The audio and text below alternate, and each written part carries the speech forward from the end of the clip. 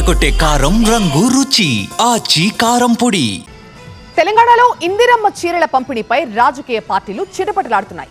కాంగ్రెస్ ప్రభుత్వం ఇంటింటికి ఇందిరమ్మ చీరలు పంచి మహిళలకి సారపెట్టామని చెప్తుంటే 2 ఏళ్లుగా మహిళలకి చీరలు పంపిణీ చేయని సీఎం రేవంత్ ప్రభుత్వం స్థానిక సంస్థల ఎన్నికల్లో లబ్ధి కోసమే ఈ చీరలు పంచుతోందని ఫైర్ అవుతున్నాయి ప్రతిపక్షాలు. తెలంగాణలో ఇందిరమ్మ మహిళా శక్తి చీరల పంపిణీపై రాజకీయం జరుగుతోంది. ఇందిరాగాంధీ జయంతి సందర్భంగా రాష్ట్ర వ్యాప్తంగా 1 కోటి మంది మహిళలకు ఉచితంగా ఇందిరమ్మ చీరలను పంపిణీ చేయడానికి తెలంగాణ ప్రభుత్వం ఈ పథకాన్ని ప్రారంభించింది. సీఎం రేవంత్ రెడ్డి స్వయంగా ఈ పంపిణీ కార్యక్రమాన్ని ప్రారంభించి పలువురు మహిళలకు చీరలను పంపిణీ చేశారు.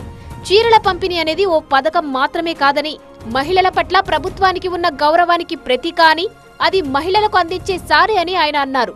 స్థానిక సంస్థల ఎన్నికల్లో మహిళలు ఇందిరమ్మ చీరలు కట్టుకుని కాంగ్రెస్ కు ఓటెయ్యాలని మహిళలను కోరారు సీఎం రేవంత్. మీ సోదరుడు, మీ అన్న, మీ తమ్ముడు రేవంత్ అన్న మీకు చీర పంపించుండు, పండుగ పూట ఈ చీర కట్టుకోండి అని ఆ చీర ఇవ్వండి. ఈ ఆడబిడ్డల చీర కట్టుకొని సంతోషంగా రేపు సర్పంచ్ ఓట్లలో అన్న చెప్పిన వాళ్లకు, గ్రామాన్ని అభివృద్ధి చేసిన వాళ్ళకు ఓటేసి రావాలి. మీకు వచ్చిన చీర కట్టుకొని లైన్లో నిలబడి ఇందిరమ్మ రాజ్యాన్ని మేము ఆశీర్వదిస్తున్నాం, ఇందిరమ్మ రాజ్యమే కావాలని చీర కట్టుకోవడం ద్వారా మీ అభిమానాన్ని ప్రదర్శించండి. అయితే ఎన్నికల కోసమే ప్రభుత్వం చీరలు పంచుతోందని ప్రతిపక్షాలు ఆగ్రహం వ్యక్తం చేస్తున్నాయి. సీఎం చీర ఇచ్చి ఓటు అడుగుతూ ఓటర్లను ప్రలోభ పెడుతున్నారని బీఆర్ఎస్ ఆరోపించింది.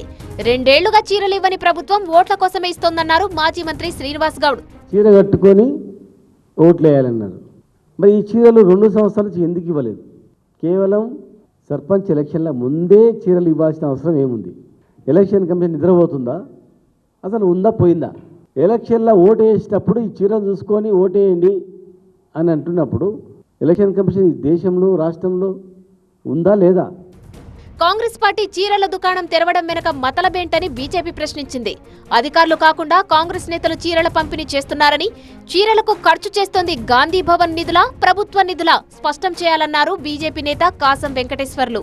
ఇలా చీరలు ఇచ్చేటువంటిది కూడా ప్రభుత్వం పంచుతలేదు, కాంగ్రెస్ పార్టీ కార్యకర్తలు, నాయకులు జిల్లా లెవెల్లో పంచుతున్నటువంటి పరిస్థితి కనపడతా ఉంది. ఈ ప్రభుత్వం ఇస్తున్నటువంటి చీరలా, లేకపోతే కాంగ్రెస్ పార్టీ ఇస్తున్నటువంటి చీరలా?